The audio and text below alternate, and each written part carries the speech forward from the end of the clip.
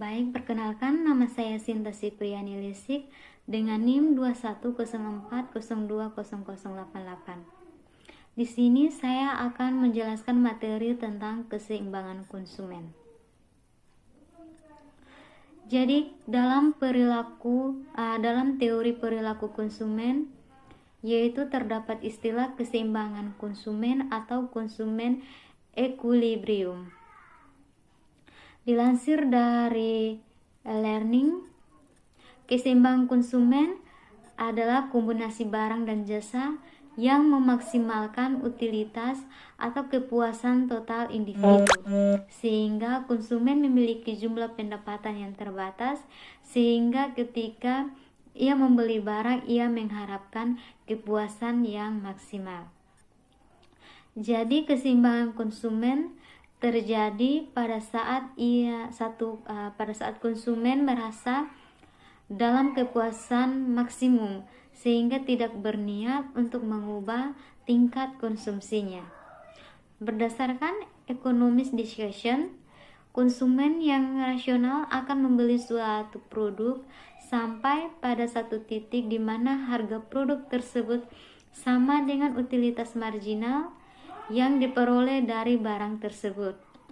Nah, di saat seperti inilah konsumen mendapatkan kepuasan maksimal dan berada dalam keseimbangan konsumen dan tidak mau berubah. Sehingga secara matematis, keseimbangan konsumen adalah kondisi saat kurva indifferent sama dengan kurva garis anggaran, sehingga keseimbangan konsumen dinyatakan dengan rumus MRSXY sama dengan PX dibagi dengan PY.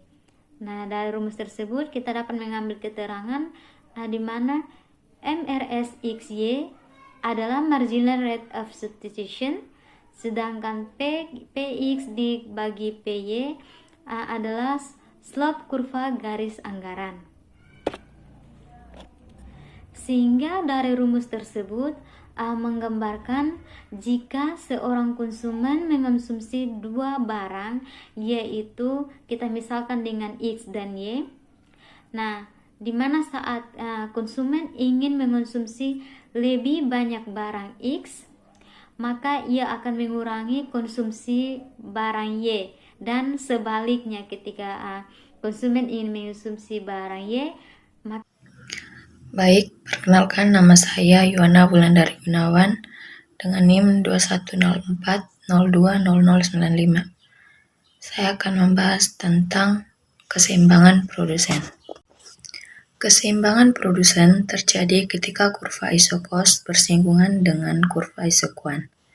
Di titik persinggungan itu, kombinasi penggunaan kedua faktor produksi akan memberikan hasil output yang maksimum. Keseimbangan dapat berubah karena perubahan kemampuan anggaran maupun harga faktor produksi. Di dalam keseimbangan produsen, kita akan belajar bersama-sama kurva isokos dan isokuan. Nah, langsung saja. Jika kita membahas tentang keseimbangan produsen, berarti kita mempelajari tentang teori perilaku produsen. Perilaku produsen membahas tentang keterbatasan sumber daya atau biaya produksi. Di dalam biaya produksi ini ada faktor-faktor produksi, yaitu sumber daya alam, tenaga kerja, labor, modal, dan entrepreneur, dan sifatnya terbatas. Menghadapi keinginan produsen untuk memaksimalkan hasil produksinya.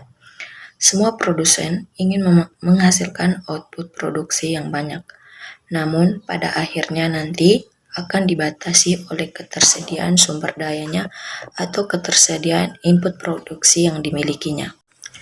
Nah, keterbatasan sumber daya alam ini atau biaya produksi nanti kita akan bahas dalam bentuk kurva isokos. Kurva isokos berarti mengkombinasikan berbagai faktor produksi, misalnya sumber daya alam, modal, tenaga kerja, dan lain-lain. Di sini di kurva isokos kita akan membahasnya. Baik, pertama-tama kita akan membahas tentang kurva isokos. Kurva iso-cost adalah kurva anggaran produksi yang mencerminkan kombinasi antara dua atau faktor produksi yang mempunyai biaya yang sama. Kita ilustrasikan dua input faktor produksi yang mempunyai biaya yang sama. Maksud dari biaya yang sama ini adalah garisnya. Garisnya ini adalah garis kurva iso-cost. Jadi, anggap ada dua variabel yang kita analisis, yaitu kapital. Kapital itu merupakan modal. Modal baik berupa mesin maupun bentuk investasi yang lain. Variabel yang kedua adalah labor. Labor itu merupakan tenaga kerja.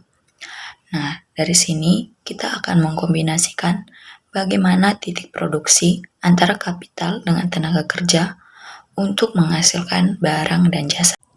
Jadi, garis ini atau garis iso-cost di sini menunjukkan batas anggaran untuk memperoleh output produksi yang sama. Di titik manapun, sepanjang kurva iso-cost akan menghasilkan output produksi yang sama dan biaya yang sama juga. Tinggal mengkombinasikan antara kapital dan labor, apakah kapitalnya diperbanyak atau labornya diperbanyak. Contohnya adalah, misalnya di titik A, produsen menggunakan sejumlah modal, katakanlah nilai kapitalnya 70 dan nilai labornya adalah 20. Jadi dari sini, produsen bisa membuat kombinasi untuk memproduksi barang dengan kapital dan labor yang dimiliki, bisa menghasilkan biaya produksi yang minimal dan hasil output produksinya yang maksimal. Contoh kedua adalah kita menambahkan titik B. Di titik B ini nanti output produksinya sama tetapi titiknya adalah mengurangi. Katakanlah modalnya dikurangi menjadi 50. Yang tadinya kapital 70, kita kurangi kapitalnya menjadi 50. Tetapi risikonya adalah harus menambahkan labornya menjadi 30. Di sini kita naikkan labornya yang tadinya 20 jadi 30. Dengan begitu, output produksinya sama. Ada pengurangan modal dialihkan untuk menambah tenaga kerja. Nanti ini akan menghasilkan output produksi yang optimum. Dan bagaimana jika keputusan produsen berubah? Maksud dari berubah di sini adalah di luar garis kurva iso-cost. Misalnya di titik C. Titik C di sini berada pada posisi di bawah garis kurva iso-cost. Itu artinya penggunaan anggaran produksi tidak optimal. Jadi, input produksi di sini bisa naik dan bisa turun. Yang pertama kita belajar mengapa atau penyebab perubahan input produksi naik. Yaitu yang pertama karena tambahan investasi input produksi. Yang kedua, turunnya biaya produksi. Yang ketiga, output produksi bertambah.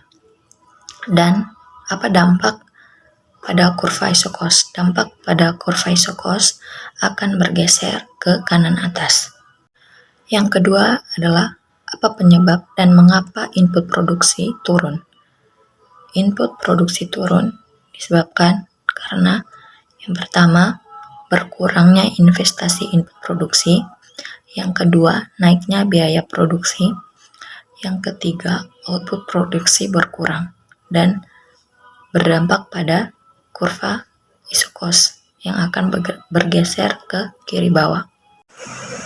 Jadi, yang kedua kita akan membahas tentang isokuan. Kurva isokuan. Kurva isokuan merupakan kurva yang menggambarkan kombinasi antara dua input atau faktor produksi yang akan menghasilkan jumlah produk yang sama. Di sepanjang kurva isokuan ini menunjukkan bentuk kombinasi antara kapital dan labor untuk menghasilkan unit produksi yang sama. Katakan 500 unit penggunaan kapital dan penggunaan labor akan menghasilkan 500 unit yang sama. Mau di titik A atau di titik B selama itu berada di garis kurva isokuan akan menghasilkan jumlah output produksi yang sama. Untuk produsen, untuk menghasilkan output produksi yang lebih banyak, maka kurva isokuan akan bergeser ke kanan atas. Ini artinya tingkat kepuasannya atau tingkat optimalisasi output produksinya bertambah tinggi. Ciri-ciri kurva isokuan: yang pertama, nilai kemiringan negatif. Yang kedua, cembung ke titik origin. Yang ketiga, kurva indifference, tidak saling berpotongan. Yang keempat, semakin ke kanan, semakin banyak output produksinya. Baik teman-teman, itu saja penjelasan singkat saya mengenai keseimbangan produsen yang membahas tentang kurva isocost dan isokuan. Mohon maaf jika ada kata yang salah. Terima kasih.